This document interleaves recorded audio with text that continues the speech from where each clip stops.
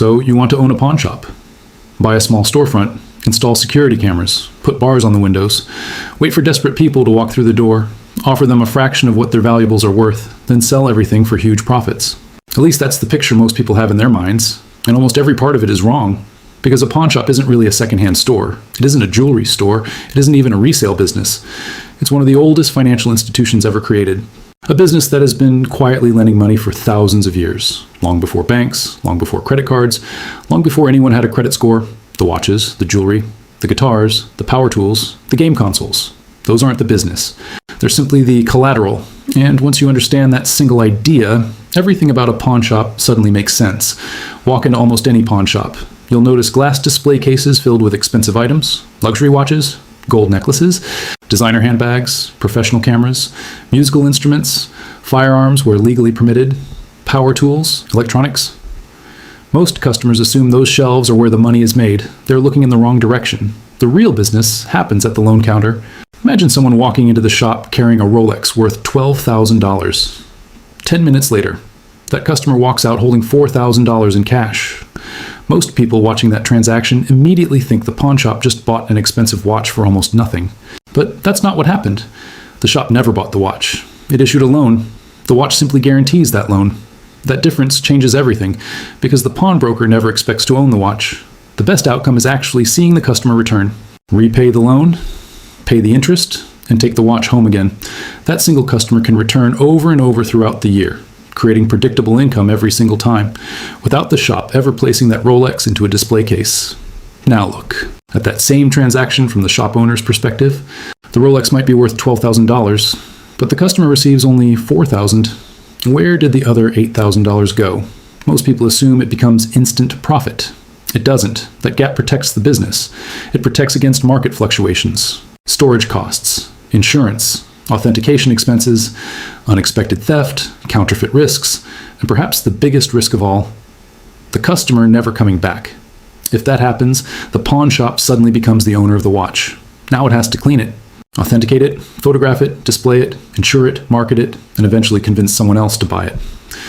What looked like an easy transaction suddenly becomes a retail business. That's why every experienced pawnbroker thinks differently. They aren't asking, "What is this watch worth?" They're asking, "If everything goes wrong, how much money can I safely recover?" That single question determines every loan inside the building. So why doesn't the customer simply visit a bank, after all? Banks lend money every day. Wouldn't they offer a better deal? The answer is surprisingly simple. Banks don't lend against watches. They lend against people. A bank studies your financial life, your credit score, your income, your employment history, your debt, your repayment record, your banking relationship. Every application requires paperwork, employees, verification, approval systems, risk departments, hours of processing, sometimes days, sometimes weeks. Even if the loan is eventually rejected, the bank still spends money processing it for a small $4,000 loan. Those administrative costs can become larger than the interest the bank ever earns. Eventually, small loans stop making financial sense. That's why many banks simply avoid them. A pawn shop removes almost every step. No credit score, no income verification, no background investigation into your finances, no debt-to-income calculation, no waiting for approval committees. Only one thing matters: the object sitting on the counter. Can it secure the loan? If the answer is yes. Cash changes hands in minutes. The transaction is complete. That's why pawn shops continue serving millions of customers every year, not because they're cheaper than banks, because they're dramatically faster. Speed becomes the product. Convenience becomes the service. Collateral replaces paperwork. This idea isn't new. It's one of the oldest financial systems ever created. Thousands of years before anyone invented modern banking, people already understood something important. A valuable object held in your hand is often more reliable than a promise written on paper. That principle still drives the entire industry today. But here's where almost everyone misunderstands how pawn shops actually decide what something is worth. Most customers believe every item has one value.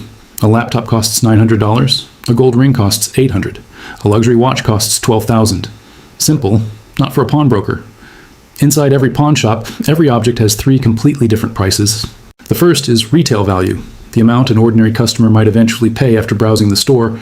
The second is liquidation value, the amount the shop could realistically receive if it needed immediate cash by selling to wholesalers, refiners, or professional buyers. Then comes the number that matters most: loan value, This is the number customers actually receive. And surprisingly, loan value isn't based on retail price. It's based on risk. Imagine a laptop selling for $900. A wholesale buyer may only pay $500. Now, imagine a newer model launches next month. Its value immediately drops. The pawnbroker already expected that possibility. That's why the loan may only be around $250 to $300, not because the shop is unfair, because technology loses value incredibly fast. Now, compare that with a 14-karat gold ring. Fashion trends may change, but gold itself continues holding value.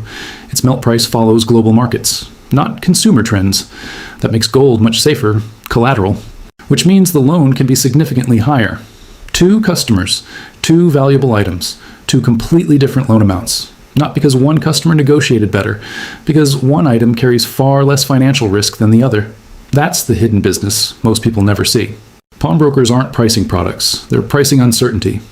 And uncertainty is what determines whether every loan becomes profitable or becomes an expensive mistake. That single difference separates successful pawnshops from those that quietly disappear. Now here's where many first-time pawnshop owners make one of the biggest mistakes in the business. They assume offering larger loans will attract more customers, and they're right. At first, imagine two pawnshops sitting across the same street. One offers customers 30% of an item's value. The other offers 80%. Almost everyone chooses the second shop. Business looks incredible. Customers keep arriving. Loan volume explodes. The owner believes they're winning. Then reality arrives. A customer pawns an expensive laptop. A month later, a new version is released. The market price falls. The customer never returns. Suddenly, the pawnshop owns a laptop worth less than the loan it already issued. The same thing happens with televisions, smartphones, tablets, gaming consoles. Consumer electronics lose value faster than almost anything else inside the store. That's why experienced pawnbrokers never chase volume. They protect the downside because one bad loan rarely destroys a business. Hundreds of slightly overvalued loans eventually do. That's why conservative lending becomes one of the most valuable skills inside the industry. The customer may only see one number, the loan amount. The pawnbroker sees something completely different. Probability. What are the chances this customer returns? How quickly could this item be sold? How stable is its market value? How difficult would it be to authenticate? Every answer quietly changes the loan. Then comes another surprise. Not every customer entering a pawnshop has the same reason for being there.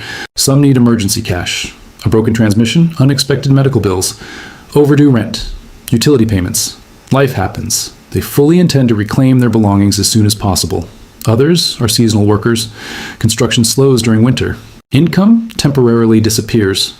Their expensive power tools become short-term collateral until work begins again. Some customers simply prefer avoiding banks altogether. No paperwork, no credit checks, no long approval process, cash within minutes. For them, convenience is worth more than a lower interest rate. Then there's an entirely different customer, the shopper. They've never pawned anything in their life. They're hunting for bargains, rare collectibles, luxury watches, vintage guitars, professional cameras, gold jewelry, high-quality tools, unique items they won't find anywhere else. One building, two completely different businesses, a lending business and a retail business, working together under the same roof. But here's something almost nobody realizes. Pawnbrokers don't only evaluate objects, they evaluate human behavior. Imagine two customers placing rings on the counter.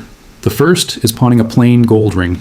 The second is pawning a wedding band passed down through generations. Both may contain the same amount of gold. Both may have nearly identical market value. Yet one is far more likely to return, because sentimental value changes everything. People fight much harder to recover family heirlooms than ordinary possessions. Years of experience teach pawnbrokers these patterns, and those patterns quietly influence lending decisions every day. Now, let's answer one of the biggest misconceptions surrounding this industry. Most people believe pawnshops secretly hope customers never return. After all, if nobody claims the item, the shop keeps it. Sounds profitable. Reality is almost the opposite. The perfect customer always comes back. They repay the loan, pay the interest, collect their belongings, then return again a few months later when they need another short-term loan. Think about what happens financially. The loan is written once. Interest continues arriving. The same customer keeps returning. No shelves, no advertising, no inventory management, no product photography, no retail staff selling merchandise. Nearly all of that interest becomes profit. Now compare that with a customer who never returns. The pawn shop suddenly owns another product. It must inspect the item, authenticate it, clean it, photograph it, research market prices, display it inside the store, pay employees to manage it, wait for a buyer. Accept payment. Process the transaction. Every one of those steps costs money. The item sitting inside the display case isn't automatically profitable. It's expensive inventory waiting to become cash. That's why repeat customers quietly become the most valuable people walking through the door. Industry data consistently shows that the majority of pawn loans are eventually redeemed. That's exactly how the business was designed to work. Repeat lending, not permanent ownership. Then comes another part customers rarely notice: time. When someone doesn't reclaim an item, the pawnshop can't immediately sell it. State laws require mandatory holding periods, sometimes only a few weeks, sometimes several months. During that time, the item sits untouched. It earns nothing. The shop has already invested money, but receives no return. Only after that waiting period expires does another process begin.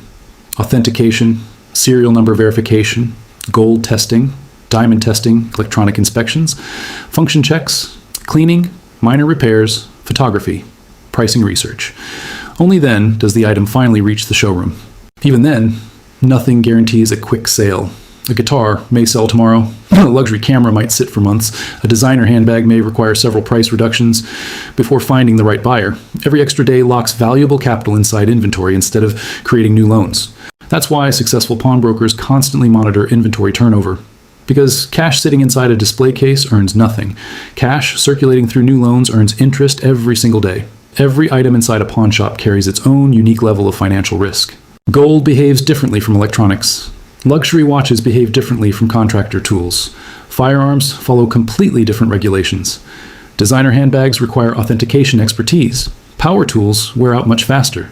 Gaming consoles become outdated surprisingly quickly. Every category follows different rules. Every category requires different knowledge. Every category demands different pricing strategies. That's why experienced pawnbrokers often become experts in dozens of completely unrelated industries. Jewelry. Electronics, luxury fashion. Musical instruments, construction equipment, collectibles, coins, precious metals. Even before opening the safe each morning, they're already managing hundreds of constantly changing markets. That's the hidden reality behind the pawnshop business.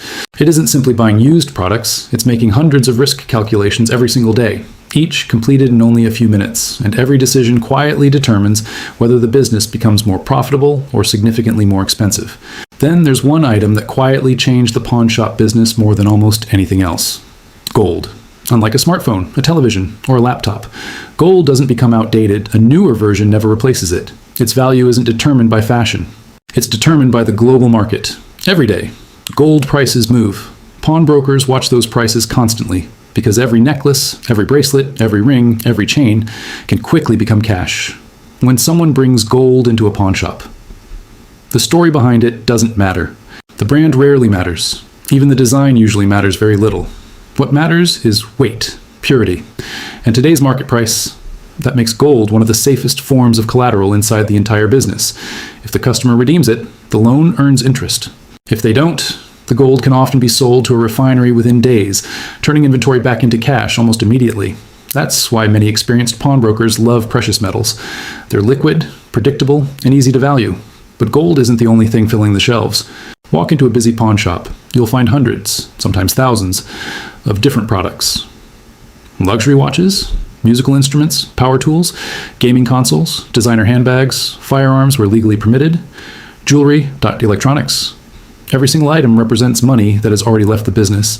Until it's sold, that money stays trapped inside inventory. And inventory doesn't earn interest. It occupies shelf space, requires insurance, needs security, collects dust, and slowly ties up valuable working capital. That's why successful pawnshop owners obsess over one number: inventory turnover. How quickly can products leave the shelf? How quickly can that cash return to the loan counter? Because every dollar sitting inside old inventory is one less dollar available for writing new loans. And new loans are where the highest margin income begins. Then comes another hidden challenge: fraud. Not every item crossing the counter is genuine. Counterfeit luxury watches, gold-plated jewelry, fake designer handbags, lab-grown diamonds presented as natural stones, electronics with altered serial numbers, even stolen merchandise. One mistake can cost thousands of dollars. Modern pawn shops fight back with technology: precious metal analyzers, diamond testers, authentication databases, serial number verification, artificial intelligence, government reporting systems. Every transaction is documented. Every customer provides identification. Every valuable item is checked before cash changes hands. Because protecting the business starts long before approving the loan. Then there's something almost no traditional retailer can copy. Every visit feels different. Unlike department stores where inventory stays nearly the same for months, pawn shop inventory changes every single day. One week, a vintage guitar appears. The next, a luxury Rolex, rare coins, professional cameras, collectible sneakers, designer handbags, construction equipment, military memorabilia. Nobody knows what will arrive tomorrow, not even the owner. That unpredictability creates something incredibly valuable: curiosity. Customers return again and again, not because they need something, because they don't want to miss the next hidden treasure. The inventory quietly markets itself. Then comes regulation. Pawn shops aren't unregulated businesses. They're among the most closely monitored small businesses in many countries. Interest rates are controlled by law. Customer identification is required. Transactions are recorded. Many purchases are reported to law enforcement databases. Firearms require additional compliance. Record keeping never stops. Every regulation protects customers, but every regulation also increases operating costs. Compliance becomes another expense, one that many first-time owners underestimate. Technology has changed the business too. Today, someone selling a watch online might receive a higher price, but they'll wait, take photographs, answer questions, negotiate with buyers, package the item, ship it, and hope the buyer doesn't disappear. A pawn shop offers something completely different. Speed. Cash today. No shipping, no waiting, no uncertainty. That convenience is what customers are really paying for. So how much money does a successful pawn shop actually make? The answer depends far less on what it sells, and far more on how well it manages risk. A well-run location can generate well over $1 million in annual revenue. Some produce considerably more, but revenue never tells the full story. After payroll, security, insurance, compliance, rent, utilities, technology, inventory losses, taxes, and operating expenses. Only a portion remains as profit. The most successful shops usually maintain healthy profit margins because they protect their capital. They lend conservatively. They move inventory quickly. They monitor redemption rates. And most importantly, they always keep enough cash available for the next customer, because cash sitting in a safe earns nothing. Cash written into smart loans earns interest every single day. That's the difference between an average pawn shop and an exceptional one. So is owning a pawn shop actually a great business? The answer depends on what you think you're buying. If you believe you're opening a secondhand store, you're missing the real opportunity. If you believe you're simply buying low and selling high, you're missing it again. But if you understand, you're operating one of the world's oldest collateral-based lending businesses, a financial institution, a risk management company, a retail operation, an inventory business, and a valuation business all at the same time. The economics become much clearer. Because pawn shops don't really make money selling watches. They make money pricing uncertainty. Every object placed on the counter represents a financial decision. Every loan represents a calculated risk. Every redeemed item creates repeat income. Every unsold product teaches another lesson about capital.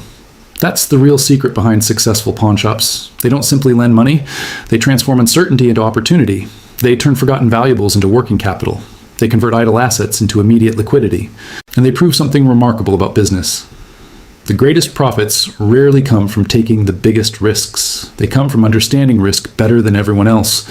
Once you understand that, you'll never look at a pawn shop the same way again.